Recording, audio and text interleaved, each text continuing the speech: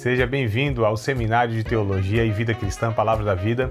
Você está em mais um curso de teologia cuja proposta é fazer alargar o seu conhecimento na área teológica, um curso descomplicado, contextualizado, provocativo, reflexivo e que faça sentido para a nossa vida cotidiana, porque entendemos que não só a construção conceitual da teologia, respeitando as correntes da teologia construída nesses quase 2000 anos, mas isso só não é suficiente.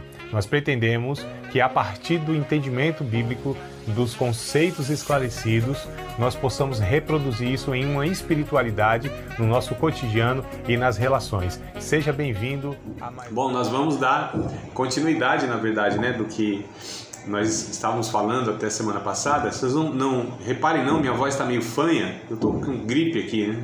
É gripe, pelo menos até onde eu sei aqui é gripe, né? Mas vamos lá, se eu der uma tossida aqui, vocês me perdoam, aí eu vou tossir na orelha de vocês, eu vou evitar aqui, vamos ver se a gente consegue. Queridos, eu peço que vocês me ajudem, porque eu lembro exatamente a leitura. A fala eu sei porque eu vi o finalzinho da gravação da aula passada, mas o texto em si, que eu tenho aqui nas minhas anotações, a aula escrita que eu faço, eu não sei se eu passei isso para vocês aqui, aí vocês me ajudem aí se vocês lembrarem ou se fizeram alguma anotação, tá?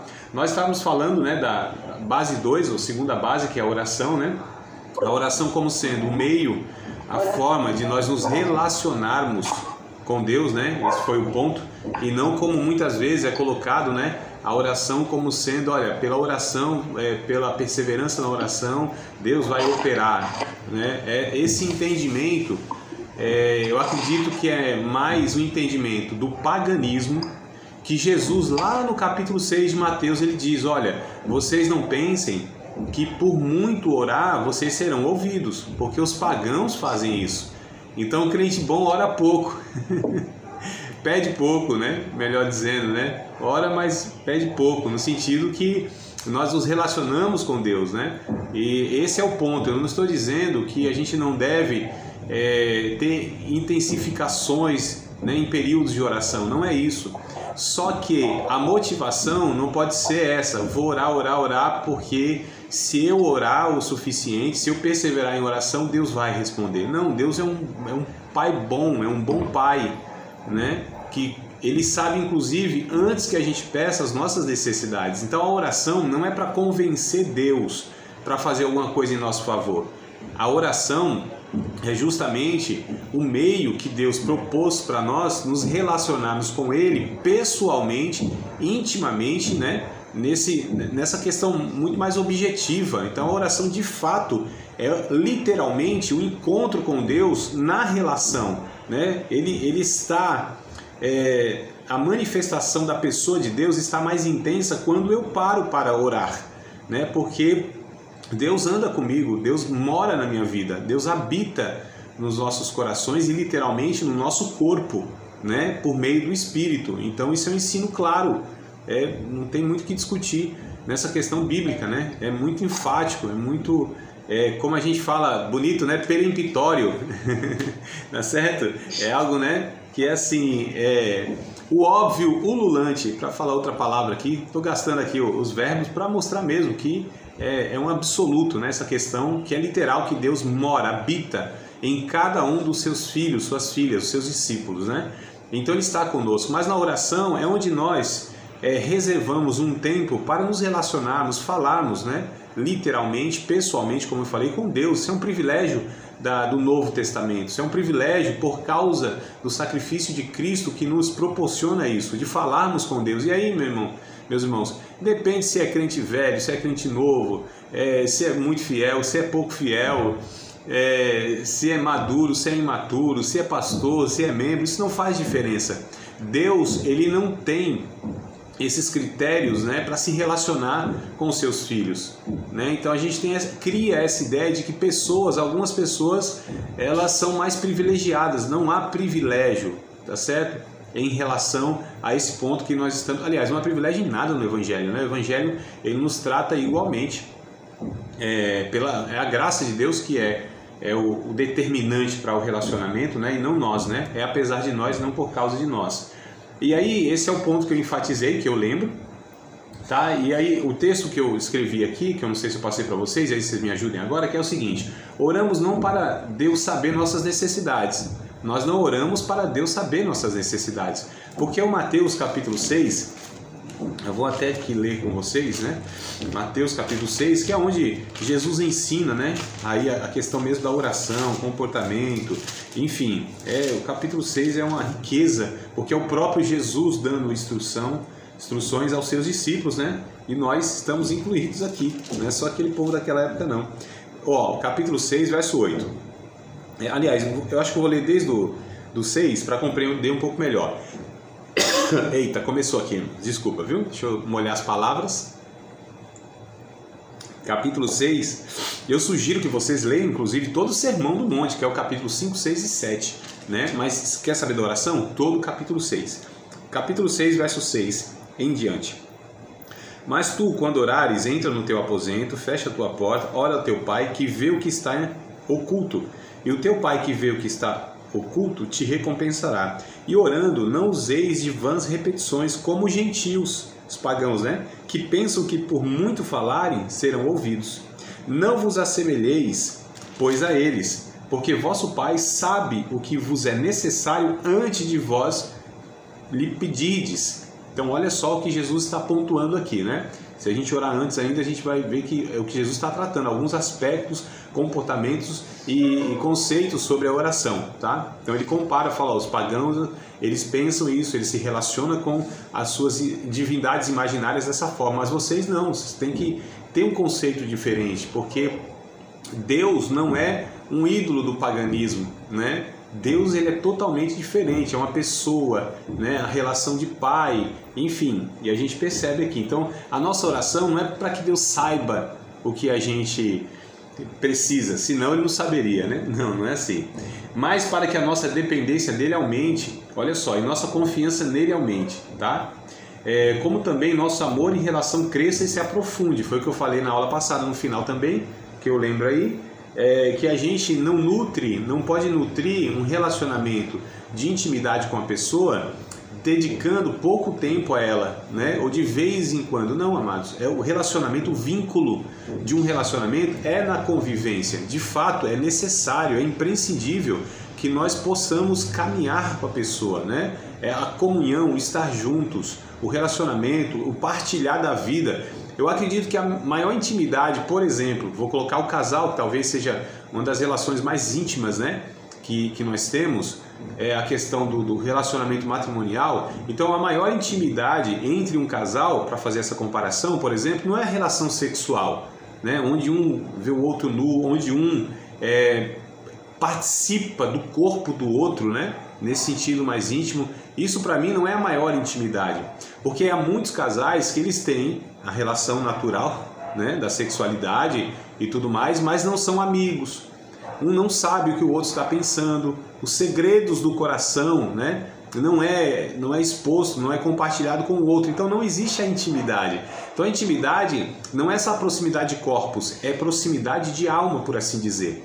Então, em relação a Deus, e a Bíblia ela vai usar muito, né, essas relações matrimoniais para se referir entre a igreja e Cristo, né? Chama a igreja até de noiva e Cristo de noivo, enfim, né? Marido e mulher. Você tem essas comparações Antigo e Novo Testamento, é o que a Bíblia nos apresenta. Enfim, então a oração também nos permite fazer parte de uma história maior do que a nossa. Olha que coisa interessante, a oração também nos permite fazer parte de uma história maior do que a nossa e com significado eterno. O que eu quero dizer a respeito disso?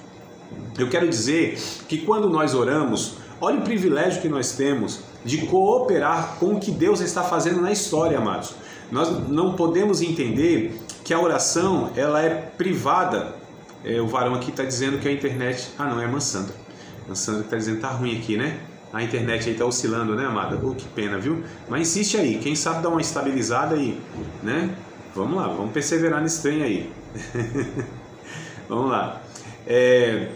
Olha que coisa interessante. A oração não é um relacionamento e não é um momento onde está eu e Deus apenas ali. O propósito não é apenas esse. O propósito é Deus nos incluir no que Ele está realizando na história humana, na vida de outras pessoas em nosso redor e daquelas que nós nem conhecemos muitas vezes, né? Que é o aspecto da intercessão que a gente chama da oração. A oração tem aspectos, como Paulo diz em 1 Timóteo capítulo 2, né? Façam súplicas, deprecações, orações, ações de graças. Então a gente sabe que tem aspectos na oração. Então olha que coisa interessante nós pensarmos. A oração, ela permite que a gente participe de uma história maior do que a nossa própria. Não é só a nossa ali que está envolvida. É a oração da humanidade, é a história da humanidade, é a história de pessoas que nós oramos, né? O Espírito Santo muitas vezes coloca pensamentos de pessoas que a gente às vezes nem estava pensando no momento e tal. Então nós compartilhamos isso porque Deus é quem está nos dando esse convite, fazendo esse convite para que a gente possa cooperar e estar cooperando mesmo com a operação dele. Então é Deus que está fazendo, é Deus que está operando, é Deus que está realizando. E a oração é como a gente entrasse, né, nessa vibe, para dizer um termo mais moderno aqui, que a gente entrasse, né, nesse rio caudaloso que vai correndo e a gente mergulha e vamos junto. O rio é Deus, né? Deus está agindo, Ele está fazendo. Jesus disse isso, se não me falha a memória, foi no capítulo 5, acho que é verso 17 de João, tá? 5:17, onde Jesus diz assim, olha, meu Pai trabalha até agora e eu também. Ou seja, Ele está falando, nós estamos trabalhando, ó, desde antes de vocês existirem, de ter tudo isso aqui. Nós estamos na eternidade trabalhando por toda a criação, né? Não só criando, mas mantendo e resgatando também. Então a gente vê que Deus está muito, muito à frente de todos nós, amados, muito à frente. É por isso que essa ideia de que eu preciso orar para que Deus faça, não. Eu preciso orar para entender o que Deus está fazendo e participar disso, né? Pelo menos é o que eu compreendo, tá? De texto bíblico no geral. A oração não deve ser o meio de satisfazer nossos desejos. Tiago capítulo 4, por exemplo, Tiago 4:3. Então vamos combater toda essa questão que eu sei que é despejada no coração e na mente de muitos irmãos aí, né? Essa questão mesmo eu acho que muitas vezes o que nós deveríamos combater nos nossos púlpitos, nós alimentamos o egoísmo, por exemplo, né, amados? O individualismo, né? A gente parece que aquilo que a gente deveria combater, a gente alimenta, né? Pelas pregações, pelas ideias, e aí vai formando pessoas assim, totalmente equivocadas na vontade de Deus, né? Então, por exemplo, a oração não deve ser um meio de satisfazer os nossos desejos. Olha, Tiago diz isso no capítulo 4. Deixa eu achar aqui o livro de Tiago. Fui lá, passei de Apocalipse. Aqui minha Bíblia tem mais do que Apocalipse. Apocalipse ainda tem umas coisas escritas lá atrás. Aqui no Tiago, as anotações, né? Não é que tem livro a mais, não. Tiago, capítulo de número 4, versículos de número 3, se vocês quiserem acompanhar comigo. Eu preciso achar, tá, depois de Hebreus, meu pai amado, que sufoco, hein? Meu Jesus amado, vamos achar um livro da Bíblia essas horas? Capítulo 4, verso 3, ó. Vocês pedem e não recebem, porque pedem mal, para gastardes em vossos próprios deleites. Olha só, então Tiago vai dizendo, vocês pedem, primeiro diz, você não recebe porque não pede, ou seja, né, porque não tem a relação. E depois também, às vezes, pede e não recebe, porque a motivação que vocês pedem é para gastar nos seus desejos, os prazeres de vocês, os egoísmos nossos, né? E aí o Tiago diz, ó, Deus não atende não esse negócio, né? Se Deus fosse, eu brinco, né? Já pensou no jogo de futebol, 2 times crentes, meu? Cada um vai orar pela vitória, só vai dar empate. Então não tem jeito, né? Se cada um... É verdade? A gente vê aí os jogos às vezes na televisão, né? Aí um ajoelha e ora de um lado, outro ajoelha e ora de outro. Fala, eita, 2 crentes aqui no time e agora? Vai dar empate. Eu nem assisto. Vai dar empate, esse negócio não tem graça. Vamos lá. Mas, então, a oração não deve ser um meio de satisfazer nosso desejo, mas de pedirmos segundo a vontade de Deus, pois só assim seremos ouvidos. E aí eu coloquei o 1 João capítulo 5, primeira carta, tá? Epístola de João, capítulo 5. Amados, eu não estou pegando textos pinçados, não, tá? Eu estou pegando dentro de um contexto, né? Que a gente vai lá na veia. A gente vai ali já a gente chama do texto-chave, né? Eita, desculpa, amados, tá vendo? 1 João, capítulo 5, verso 14. E esta é a confiança que temos nele, que se pedirmos alguma coisa segundo a sua vontade, ele nos ouve. Então, olha só, se pedirmos segundo a vontade de Deus, ele nos ouve, ele age, ele opera. Deus faz a sua vontade. Deus não é uma divindade que está para satisfazer os desejos, né, do ser humano. Ainda que alguns, amados, a gente entenda como sendo lícitos, legítimos, melhor dizendo, tá? Mas Deus é soberano. Deus é quem está conduzindo a história. Como eu disse, nós não manjamos da vida. A gente não... É igual um adolescente, né, que ele quer tomar decisões na vida, ele não tem maturidade suficiente para tomar decisões cruciais na sua vida. Ele acha que tem. Os pais com mais experiência vê aquilo como óbvio. Não, meu filho, não vai fazer, não vou te autorizar, não vou te dar recurso, não tem meu apoio, não vou fazer. Porque eu sei, para mim é nítido, é óbvio, pela experiência de vida, que o que você quer tomar de decisão, isso não vai contribuir para a tua vida. Não, mas eu quero, eu morro, vocês não me amam e tal. E aí vem aquela rebeldia no coração do adolescente, né?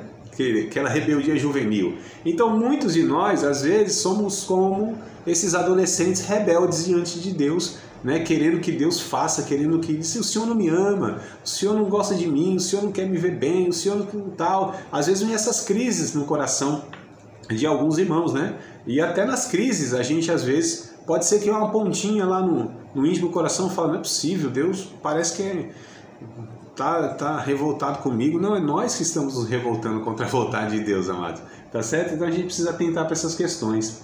Precisamos ter a palavra de Deus. Olha que coisa interessante aqui, ó. Precisamos ter as palavras de Deus em nós. João, agora vamos para o Evangelho, capítulo 15, verso 7. Esse texto eu li esses dias e eu falei, nossa, rapaz, que coisa impressionante, né? Porque tem texto que a gente já leu várias vezes, mas parece que ele salta, né? Tem hora que a gente está lendo assim e ele parece que fica em relevo na Bíblia, né? Vocês já tiveram essa impressão assim, amados? Né? Você está lendo o texto, parece que ele se destaca assim, ó, fica em relevo, né? E você fala, ué, agora faz um sentido absurdo para mim isso. Então, capítulo 15 de João, versículo número 7, Jesus diz assim, ó, se vós estiverdes em mim e as minhas palavras estiverem em vocês, pedireis tudo o que quiserdes e vos será feito. Então, olha preste atenção que Jesus está dizendo. Se as minhas palavras estiverem em vocês, ou seja, se nós orarmos as palavras de Deus, se nós orarmos segundo a vontade de Deus, se o que sai da nossa boca, do nosso coração, da nossa alma, é a palavra de Deus, a vontade absoluta de Deus, né? Naquela ocasião, naquele momento, ou aquelas circunstâncias, vocês vão pedir tudo o que vocês, diz aqui o texto, quiserem e vos será feito. Mas por que nós vamos pedir tudo o que nós quisermos será feito? Porque o que nós quisermos vai ser a vontade de Deus. Não é que a minha vontade vai ser... Aliás, não é que a vontade de Deus vai ser a minha, é a minha que vai ser a vontade de Deus. Compreender o teor aqui do texto, amados? Então Jesus disse, ó, vocês vão pedir e é batata, fato. Tudo o que vocês pedirem serão feitos. Mas por quê? Porque as minhas palavras vão estar em vocês. Ou seja, quando nós oramos, né, que a gente chama de oração no Espírito, isso é oração no Espírito, amados. É quando o Espírito Santo nos conduz à oração, né? Quando o Espírito Santo gera em nós aquelas palavras e aquilo é feito. Por que isso foi realizado? Porque em nós estava a palavra de Deus. E eu falo, isso é raro. Muitas vezes a palavra de Deus não está em nós, está a nossa vontade e as nossas palavras, né? Mas hoje aqui acho que vai ser meio tenso para vocês aqui ficar escutando meu tossido, viu? Eita, meu pai, vamos lá. Jesus orou expressando ao Pai seu desejo de não sofrer a crucificação, mas desejou que a vontade do Pai prevalecesse. Eu sempre dou esse exemplo, não vou me cansar de dar esse exemplo. É o maior exemplo que eu entendo, né, sobre a oração, é essa passagem que Jesus, diante do sofrimento da cruz, ele ora a Deus. Jesus, para mim, aliás, para todo cristão deve ser o modelo perfeito, né, amados? Não de oração, não, é de vida, em tudo, incluso aqui a oração. Como se deve orar? Ué, vamos olhar para Jesus, como ele orou em diversas situações da sua vida. Não é só essa. Essa aqui, para mim, ela é plena no sentido de nos trazer essas verdades aqui, que Deus, ele nos concede o privilégio de abrir o nosso coração, né? E fala aí, meu filho, quero te ouvir. Né? Pode, desabafa, fala tudo. Eu estou aqui para te ouvir. E aí Deus nos dá essa oportunidade, né? Só que, olha que interessante que Jesus nos ensina. Ele expõe a sua vontade, que é legítima, ou seja, de não passar pela crucificação. Amados, quem é o ser humano em sã consciência que quer sofrer um suplício, um martírio, né? de uma crucificação, uma tortura? Nenhum ser humano sadio da cabeça, né? Ele vai nisso tranquilão, não, vou de boa, não, amados. Ali está a humanidade de Jesus no sentido mais sadio possível, não querendo sofrer aquilo lá. O sofrimento não nos traz prazer. O sofrimento nós passamos com a graça de Deus por causa de um propósito que há nele. A gente precisa entender essas questões. E aí Jesus, ele diz isso, né? Olha, Senhor, se for possível, passa de mim esse cálice, referindo à crucificação. Todavia, seja feita a tua vontade, não a minha. Amado, isso aqui para mim é isso, entendeu? É isso, nada mais, nada menos do que isso, é exatamente isso. Isso aqui é um modelo. Todas as nossas orações, no final, nós deveríamos ter esse pensamento e essa fala, que Senhor, está aqui minha vontade, mas faça a tua, que eu reconheço que a tua, ela é melhor, ela é boa, ela é agradável e é perfeita. O próprio Jesus fez isso. Quem dirá nós, amados? O próprio Jesus, que tinha uma comunhão plena com Deus, perfeita com o Espírito Santo. Imagina nós, miseráveis, pecadores, imaturos, com uma comunhão infinitamente mais deficiente, não é mais deficiente, é deficiente, né, que Jesus não tinha. Imagina se Jesus ele teve essa postura, então nós no mínimo deveremos imitá-lo. Então olha só, Paulo insistiu, outro segundo exemplo, são esses dois aqui clássicos, para mim é clássico. Eu sei que isso aqui eu não vou errar se eu repassar isso aqui para vocês, né? Os outros talvez, sei lá, mas esse aqui para mim é nítido. Paulo insistiu em pedir alívio da sua diversidade. A resposta de Deus foi negativa, mas recebeu recurso de Deus para conviver e administrar aquela situação pelo resto da vida. Eu estou falando de 2 aos Coríntios capítulo 12, onde ele ora para que Deus tire o famoso espinho na carne, né? Que os teólogos aí ficam debatendo o que é o espinho na carne. Ah, era a sua consciência porque consentiu matar Estevão. Era o olho que foi zoado lá quando ele ficou cego, né? Era sei lá o que e tal. É um monte de discussão, que eu acho que isso aí não é o principal do texto, né? O texto, a gente não deve se desgastar para descobrir isso, né? O texto, eu acho que o que mais ele nos ensina, né? Entre outros ensinos, é isso aqui, tá vendo? Olha só, ele insistiu, ele pediu, foi legítimo o seu pedido e Deus negou. Disse, não, Paulo, não vou tirar esse espinho na carne, você vai ter que conviver o resto da sua vida com essa situação adversa. Era uma coisa que incomodava Paulo demais, algo que o afligia e o angustiava muito, o texto vai dizer isso, né? Ele insiste assim intensamente com Deus, diz lá que ele ora 3 vezes, né? Eu brinco, né? Fez a campanha de 3 sexta-feira no monte lá, e aquela coisa toda, né? Que o povo hoje, né, irmão? Então vamos orar 7 dias, vai 21 dias de Daniel, 12 dias de clamor para 12 meses de bênção. E essas coisas todas que vão criando, que eu particularmente vejo como algo inadequado, tá? Opinião minha, vocês têm o direito de dizer, não, André, tá tudo errado o seu pensamento. Tudo bem, te respeito. Mas eu tô compartilhando aquilo que eu entendo, né? Que para mim, inclusive, é muito claro. Então, mas olha, outro exemplo aqui que eu acho que se a gente conseguir absorver isso para a nossa vida, mas nossa vida ela vai ser menos difícil nessas situações extremas de angústias, né, de crise, de lutas espirituais, onde a gente está ali num embate ferrenho, né, na situação adversa e tal, e a gente ali clamando e buscando. Mas se a gente tem isso aqui no entendimento, eu acho que isso ameniza as angústias, sabe, as crises. Isso nos dá assim, recurso para que a gente prossiga sem ser frustrado, sem perder a fé, sem perder a paixão por Deus, o amor por Deus, sem ser intenso na oração. A gente não deixa essas coisas quando a gente entende esse processo que às vezes, ou muitas vezes, né, acontece na nossa vida em relação a Deus, como aconteceu com Jesus, com Paulo e com tantos outros aí. Mas aí a resposta de Deus para mim é fantástica, né? Não, Paulo, não vou responder, não vou tirar, mas a minha graça te basta. Aí Paulo entende. Ah, tá, então agora já compreendi, Senhor. Quer dizer que a minha fraqueza, ela vai se aperfeiçoar, né?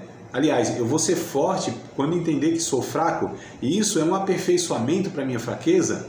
Tá certo, Senhor. É a tua graça que eu preciso. Agora entendi tudo. É nessa dependência do Senhor, é nesse entendimento que a tua graça é mais importante do que as respostas, do que os livramentos, do que aquilo que eu desejo e preciso. Então é mais importante, Senhor. A bênção, ela não é mais importante do que a tua graça? Não, não é. Deus disse, não, a minha graça é mais importante. Tanto é que pessoas morreram, não tiveram livramento, mas morreram cheio da graça de Deus, com um coração gracioso. Pessoas enfrentam lutas absurdas, mas não são amargas, não perdem a sua fé, porque a graça de Deus é o recurso para passar pelas adversidades extremas da vida, mesmo elas não se resolvendo, queridos. Então, eu sei que não é um discurso, sabe, entusiasmado. Eu sei que é um ensino antipático. Eu reconheço isso, né? Eu sei que eu estou sendo antipático. Isso não desperta assim glórias, aleluias. Não dá arrepio na alma, mano. Isso aqui não dá assim para, sabe, sentir aquela presença assim. Eita, Jeová! Eu sei, amados. Porque a palavra de Deus, ela pretende nos amadurecer na estrutura do entendimento e não nos infantilizar nas sensações dos sentimentos.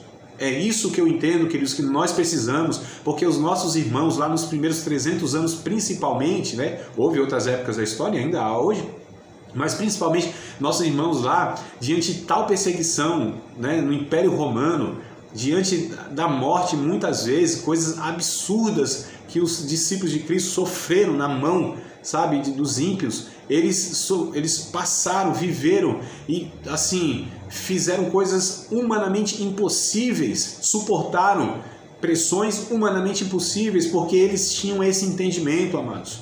Eles enfrentavam os leões, eles enfrentavam o imperador, eles enfrentavam hostes infernais, crentes simples, sem tanto recurso, sem tanta coisa assim, sabe? Mas homens e mulheres de fibra, que o inferno não parava, que Satanás passava mal, queridos.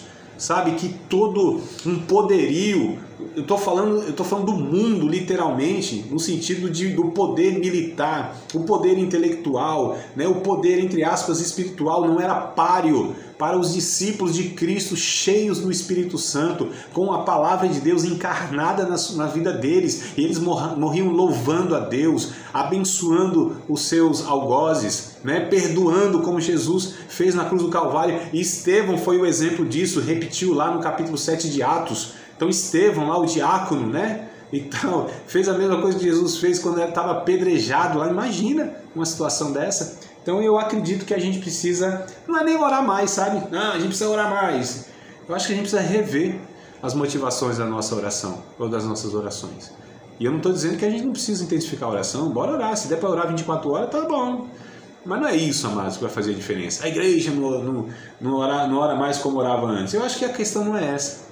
Eu acho que a questão principal é a gente rever todas essas motivações e isso que está na nossa cabeça quando a gente vai orar. Penso eu, né? Penso eu, tá? Vamos lá.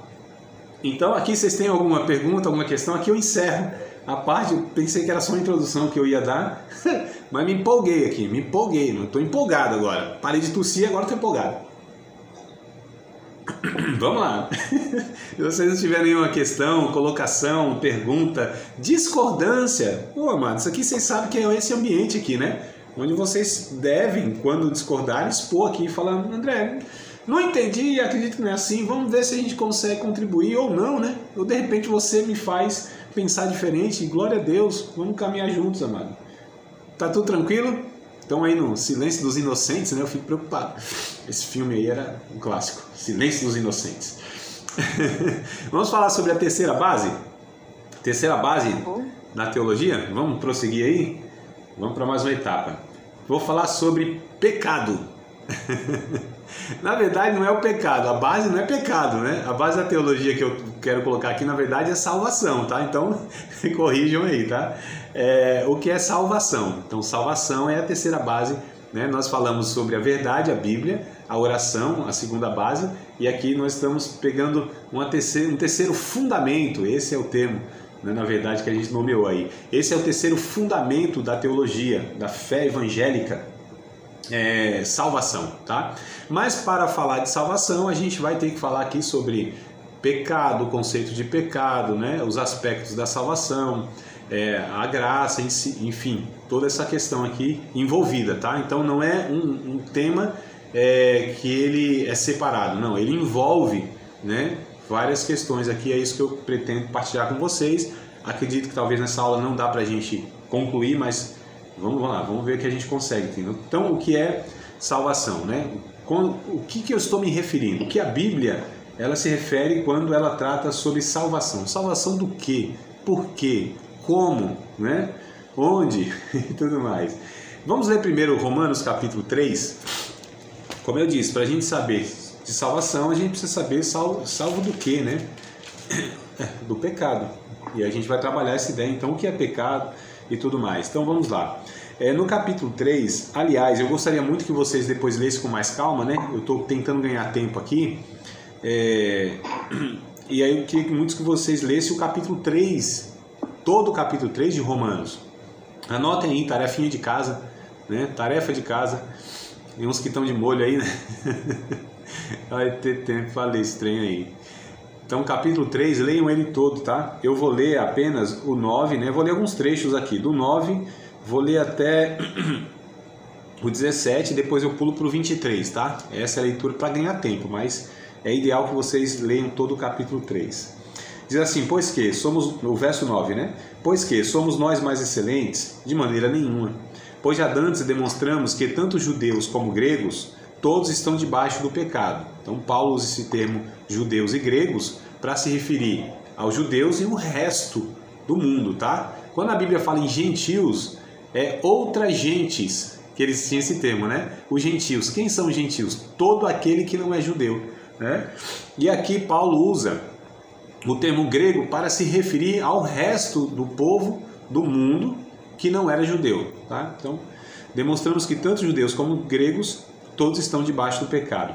Como está escrito, é uma declaração que ele pega do Antigo Testamento, ó, não há, existe, amados, tá? Paulo está dizendo, não existe, não há um justo, nem um sequer. Estão compreendendo aqui o que Paulo está afirmando? Ele está falando da humanidade, ele não está falando de alguns, não, nenhum, não existe nem Abraão, Isaac, Jacó, José, Moisés e aquela renca toda do Antigo Testamento, inclusive os apóstolos, muito menos ele. Ele disse, não, eu também sou um pecador e um dos principais, hein? Né? Paulo tinha plena consciência, amados, de quem ele era, depois de aceitar Cristo, claro, né? Eita, Pai amado, vamos lá. Verso 11. Não há ninguém que entenda, não há ninguém que busque a Deus. Olha outro ponto aqui. Não há ninguém que busque a Deus. Nós não buscamos a Deus, amados. Nós não temos essa condição de buscar a Deus. Nós não amamos a Deus. Eu estou falando na condição humana, tá certo? Natural, né? Nós hoje buscamos a Deus e amamos a Deus como uma resposta daquilo que Deus fez por nós. Como o próprio Jesus disse, né, lá no capítulo 15 de João, vocês não me amam não, foi eu que amei vocês primeiro. Eu vocacionei vocês, enviei para que vocês possam dar frutos. Então ninguém buscou a Deus, é Deus que veio ao encontro da gente, né? Então só para a gente entender também, a gente dá um negócio na cabeça que a gente pensa que a gente tem por nós mesmos esse ímpeto. Não, amados, isso não é natural. Paulo trabalha isso em Romanos, capítulo 8, capítulo 7 e o capítulo 8 principalmente, né? Entrando no capítulo 7 e 8, assim, os dois juntos. Ele vai falar que a inclinação é inimiga de Deus. O homem não se inclina para buscar a Deus, pelo contrário, o homem ele é revoltado na natureza, amados, tá? Então só para a gente entender. Verso 12, olha os termos que ele usa. Todos se extraviaram. Aqui que a gente chama de desviados, né? E tem esse termo desviado, esse aqui, ó, extraviado, né? Extraviado. Talvez ficou estranho aqui minha pronúncia, dando essa pausa, né? Extraviado, né? Extraviado. Então, saiu da via, esse é o sentido, tá? Saiu da via, né? Desviou, saiu do caminho. Então, todos se extraviaram. E juntamente se fizeram inúteis. Como diz o profeta, amados. Inútil. Nós todos somos inútil. Lembra desse profeta? Não, tem uns que não tem nem noção do que eu estou falando aqui. Não tem nada não, vocês estão perdendo muita coisa não. Não há quem faça o bem. Não há um sequer. Olha só. Todos se extraviaram, verso 12, tá, eu estou lendo. Juntamente se fizeram inúteis, não há quem faça o bem, não há nenhum só. Ele é bem categórico mesmo, né? Todos se extraviaram, não tem bom de jeito nenhum, não tem quem faça o bem. Olha como ele vai aqui destrinchando o negócio. A sua garganta é um sepulcro aberto, com a língua tratam enganosamente, peçonha de áspides venenosa está debaixo dos seus lábios, cuja boca está cheia de maldição e amargura. Os seus pés são ligeiros para derramar sangue. Em seus caminhos há destruição e miséria. E não conhece o caminho da paz. Não há temor de Deus diante dos seus olhos. Aí alguns falam assim, André, isso aí está falando dos pagãos. Não, amado, isso aqui é natureza humana. Eu e você. Talvez nós não temos um comportamento extremo assim, como hábito de vida, né? Porque às vezes, de vez em quando, escapa alguma coisa, né? Só para falar, olha aí, ó, tá vendo? Né? Mas aqui está falando da natureza. Paulo não está tratando de um ou de outro, está falando da natureza humana, que nós infelizmente ainda, né, temos ela como realidade em nossa vida, que ela é sufocada, né? Deve ser sufocada, deve ser rendida, deve ser domada pela nova natureza. Mas isso aqui não precisa de explicação, nós sabemos muito bem o que é isso. Né? Se nós formos um pouco sinceros, um pouquinho só, mínima coisa, a gente sabe, é verdade. Tem hora que o negócio aqui se mostra de uma forma, né? Então a gente sabe muito bem o que Paulo está falando aqui por experiência própria. Verso 23, para a gente concluir aqui esse pensamento aqui, diz assim, porque todos pecaram e destituídos estão da glória de Deus. É bem interessante, né, que Paulo ele vai falar isso, capítulo 2, por exemplo, também.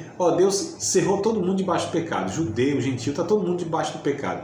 É a régua para baixo, amados. Está todo mundo nivelado por baixo. A humanidade, né? Se os judeus foi considerado, né, assim por Paulo, olha só, né, quanto mais nós também. Bom, então essa é a conclusão, né? Todos sem exceção. Eu estava dizendo, na verdade, que se Paulo ele conclui, né, conhecendo muito bem o povo judeu, porque ele era judeu, né, e conhecia toda a história como poucos. Paulo era um mestre, né, da sua nação, né, a religião judaica. Ele era um dos mestres que se sobressaía na sua geração. Então a gente não está falando de qualquer pessoa que está avaliando isso aí, né? Fora que ele está sendo usado pelo próprio Espírito de Deus para trazer todas essas verdades para nós, né? Então ele vai concluir isso, tá? Todos pecaram e destituídos, separados estão da graça de Deus, né? Tem versão que vai falar carecem, né? Precisam da graça de Deus. Mas vamos lá em Hebreus capítulo 2, que eu quero pegar esse texto. Eu falei de pecado, agora eu vou falar de salvação, mas assim, só para a gente entender. Então o pecado é uma realidade nossa, né? Por ser uma realidade nossa, então nós precisamos de salvação. Hebreus capítulo de número 1, versículos de número 1 ao 3, eu selecionei aqui esses 3 versículos, só para a gente entender aqui um ponto. Portanto, convém nos atentar com mais diligência, mais cuidado, para as coisas que já temos ouvido, para que em tempo algum nos desviemos delas. Olha só. Eu acho interessante que o autor, Hebreus capítulo 2, tá? 2 e 1 agora. É a glória de Deus, é o Shekinah que está descendo aí, mas Joselma, eu estou vendo uma fumaça aí, acho que é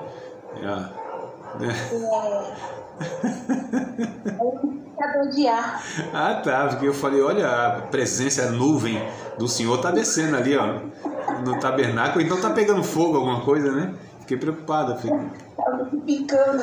Que benção. Quem pode é outra coisa, né? Então vamos lá. Eu tô a seco mesmo aqui. Então, verso de número 1, né? Nós lemos. 2 agora. Porque se a palavra falada pelos anjos permaneceu firme, e toda a transgressão e desobediência recebeu a justa retribuição, como escaparemos nós, se não atentarmos para uma tão grande salvação, a qual, começando a ser anunciada pelo Senhor, foi-nos depois confirmada pelos que a ouviram. Então, olha essa tão grande salvação, esse termo aqui que me chama muita atenção, né? Como o autor dos Hebreus, ele coloca, né? Uma tão grande salvação. Por que teve necessidade de uma tão grande salvação? Porque nós estávamos em uma tão grande perdição. Então é por isso, né? Eu anotei aqui um pensamento muito interessante. O homem deve ser liberto do pecado em que consiste a sua própria natureza e que leva a cometer o pecado que comete. Quem falou isso foi George MacDonald, tá? E eu coloquei isso aqui por conta disso que eu vou falar na sequência aqui, ó. Nós, seres humanos, não somos pecadores porque pecamos, tá? Então a gente não é pecador porque a gente peca, né? Mas pecamos porque somos pecadores. Então a gente não pode inverter esse pensamento. Não é que eu vou pecando porque eu peco, aí me torno um pecador. Não, eu sou um pecador. Por causa disso, eu peco. Nós estamos falando de uma natureza, mas não de atos, tá certo? Não é de ações, não é uma construção social, é uma natureza, é uma condição humana. Sou ser humano? Sou o pecador. Sou ser humano? Sou uma natureza pecaminosa. Quando Jesus nos salva, Ele não só nos salva dos pecados que nós cometíamos, Ele não só nos salva do domínio do pecado sobre nossas vidas, porque éramos escravos. Ele nos salva de quem nós éramos. Dá para entender, amados? A profundidade da salvação é de um ser, tá certo? Um ser caído, um ser... tanto é que algumas pessoas elas têm um entendimento errado, que elas pensam que o velho homem, né, que é a velha natureza, se converte. Não há conversão, a Bíblia não ensina isso, amados. O velho homem não se converte. Não há possibilidade do velho homem se converter. O que Deus faz na salvação? Nos dá uma nova natureza, é outra natureza. Como eu disse, que domina a velha. Paulo trabalha isso em Gálatas capítulo 5, versos 16 e 17, onde ele diz, olha, o Espírito combate contra a carne, entenda a carne como... Eu vou trocar então aqui, tá? O Espírito combate contra a velha natureza contra o Espírito, e esses opõem-se um ao outro, para que não façam o que o quer, tá? Mas se andamos na nova natureza, então a gente não dá vazão. Essa é que eu estou adaptando o texto, tá, irmão? Para a gente compreender melhor. Mas é exatamente essa ideia. Então, para que a gente não seja dominado pela velha natureza. Então, a velha natureza não se converte. Não há possibilidade do velho homem falar, não, agora eu vou servir a Deus. Não, ele está lá, querendo sempre, né? A gente sabe disso também, não precisa teoria para nos ensinar essa questão. A teoria nos traz uma compreensão, mas na vida real a gente sabe das dificuldades que nós temos, dos pecados que nós enfrentamos, dos pecados que alguns deles a gente não venceu ainda. É uma luta contínua, constante. Tem hora que a gente pensa que venceu um pecado e ele volta ali. Eu falei, tá, meu Deus, não. Eu pensei que isso aqui já tinha sido resolvido, porque a velha natureza ela está lá, amados. Só que a Bíblia diz que ela precisa ser mortificada todos os dias. Ela tem que ser crucificada todos os dias. Ela precisa ser sepultada todos os dias. São três termos radicais que a Bíblia fala, ensina a respeito da relação com a nossa velha natureza. Então é crucificar, matar e sepultar. O grande problema, a grande angústia nossa é que isso tem que ser feito todos os dias, porque não há uma ação estanque, né? A gente vai falar depois, eu quero colocar como outro fundamento da fé, que é a santificação. Tá? Então a santificação justamente é isso aqui, só que eu vou tratar isso como fundamento, né, separado da questão aqui, só para a gente entender. Está tudo envolvido, mas eu quero destacar para trabalhar o que a Bíblia chama de santificação. Mas só para a gente entender, não é uma ação estanque. Deus vem, nos justifica, nos torna inocentes, né? É a justificação. Eu acredito que isso funciona simultaneamente, tá? Ao mesmo tempo, que a pergunta que muitos fazem assim, o que vem primeiro, a fé ou a regeneração? A pessoa ela foi regenerada e por isso ela crê, ou ela crê e por isso ela é regenerada? Eu entendo que essas coisas elas são ações simultâneas, tá certo? Acontece ao mesmo tempo. Para usar uma palavra bonita dos livros, concomitantemente. Então, é o mesmo tempo. É Deus nos regenerando através da fé, né? É a fé que traz a regeneração e a regeneração que gera a fé. São os dois juntos. Então você tem a fé, a regeneração, aí você é justificado, declarado justo diante de Deus, inocente diante de Deus. Pode ter feito o que for, mano. Pode ter sido o maior pecador desgraçado do mundo, na ótica humana da sociedade, né? Que Deus não tem essas avaliações, mas pode ser assim um cara ruim demais, que nem a sociedade pecadora ela queria no seu meio. Deus simplesmente falou, ó, apagou tudo aqui, diante de mim não há mais nada a ser atribuído. E Davi, no Salmo 32, ele diz, bem-aventurado, feliz, é aquele a quem o Senhor não imputa a transgressão, não atribui o pecado. Como é feliz esse homem, né? Então Deus faz isso, ele limpa, ele torna santo. Então santo, diante de Deus é um santo. É por isso que Paulo pode chamar os irmãos lá de Corinto, lá que a gente já sabe a capivara dos irmãos, né? A gente já leu aqui, já viu em alguns momentos. Pensa nos irmãos problemáticos, bem parecido com a gente. Né? Bem problemático. Como que pode? Paulo disse que são carnais. E como que Paulo, ao mesmo tempo que chama esses irmãos de carnais, imaturos, invejosos, briguentos, era um negócio doido, coisa feia, coisa feia, que ele diz assim, nem entre os gentios a gente vê um comportamento desse, são uns crentes ruins. Mas Paulo trata lá os santos, a cidade de Corinto.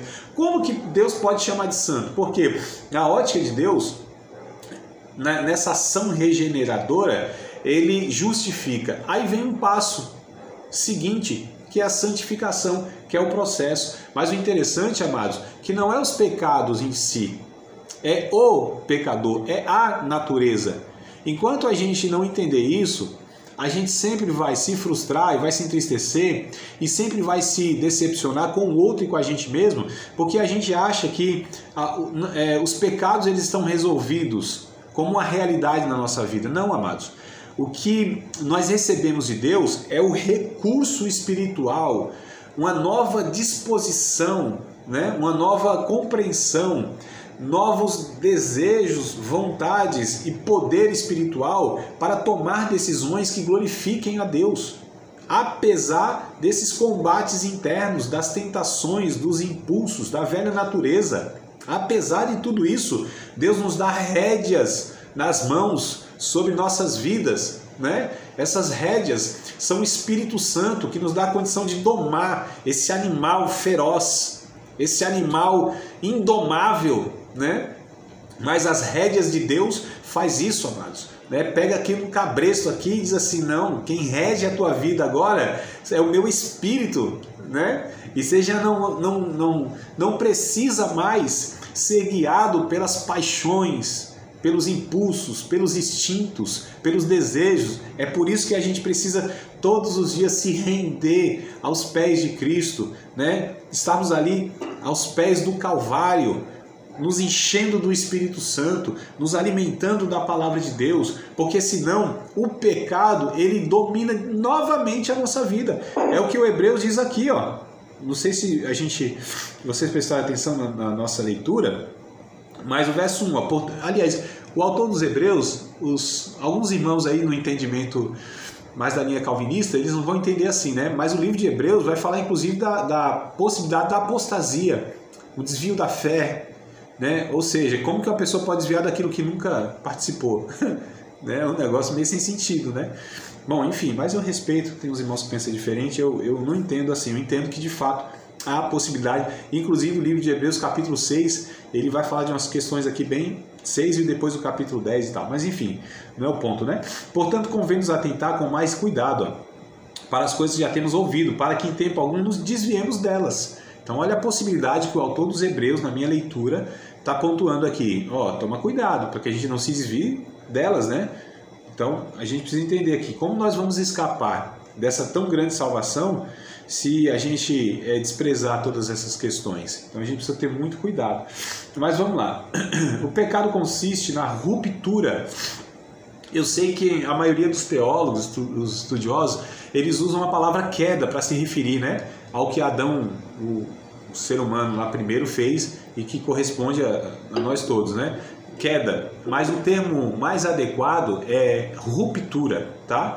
Porque havia um relacionamento, né? Um relacionamento, e aí nesse relacionamento foi rompido, né? Então a ruptura entre a humanidade e Deus. A queda não é que está errado, né? Porque alguns pensam assim, bom, você estava no nível, né? No patamar espiritual. Então você caiu, né? Você caiu moralmente e espiritualmente, não é que está errado. Mas a ruptura para mim é um termo que me agrada mais. O pecado consiste na ruptura da correta relação entre o Criador e o ser humano. O efeito essencial do pecado é a separação entre o ser humano e Deus. E aí eu quero ler um texto com vocês de Isaías, capítulo 59, verso 1 e 2, que eu acho que esse texto aqui, ele nos traz, né, essa ideia aqui de separação, tá? Essa separação, esse abismo, né, que se criou desde que o homem pecou contra Deus, tá?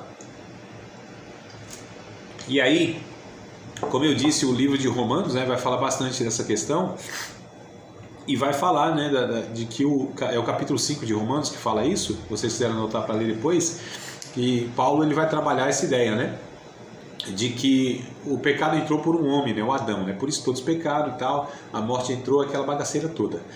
Mas a questão é, o Adão somos nós, tá? Representa, a gente chama do representante capital, né? Se me falha a memória, esse termo aí, é o cabeça, né?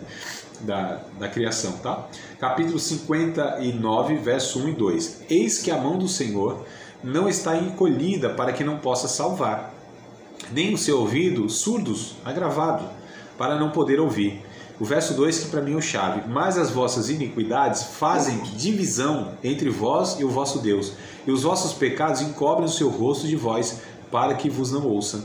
Então há um abismo, né? Criou-se um abismo entre o homem e Deus, rompeu, tá certo? Houve um distanciamento a ponto de Deus não poder se aproximar deste homem, porque havia aqui, ó, um abismo de pecado, né? E o homem não tinha condição de atravessar esse abismo para buscar Deus. Por quê? Nós lemos no capítulo 3. A partir daí, ninguém mais buscava Deus. A partir daí, todos se desviaram. Vocês lembram da cena, a primeira cena da novela, que foi Adão, quando ele peca, aí Deus vai até o encontro dele, porque antes não, eles se encontravam, ó. Então eles se encontravam na viração do dia. Agora, Deus foi lá do mesmo jeito. Cadê o cidadão? Já não estava mais. Onde ele estava? Adão, onde estás, Adão? Aí eu pergunto, Senhor, mas o Senhor não é onisciente? O Senhor não sabia que ele estava atrás da moita ali, ó? Só dá uma olhadinha ali, a moita tremendo, era ele, não era um coelho, não. Será que Deus não sabia? Por que Deus fazia essa pergunta? Onde estás, Adão? Para mostrar justamente para o homem, né? Você se perdeu. Cadê você? Mas eu vim ao teu encontro. Olha que coisa interessante. Aí o cidadão, os dois, né?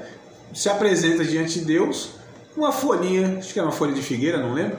Uma folhinha para cobrir os Países Baixos, assim, porque agora já é uma relação de vergonha, uma relação onde a intimidade já não era a mesma coisa. Aqui já tinha uma coisa muito estranha, e a gente vai ver aqui, né, o que foi afetado nessa relação.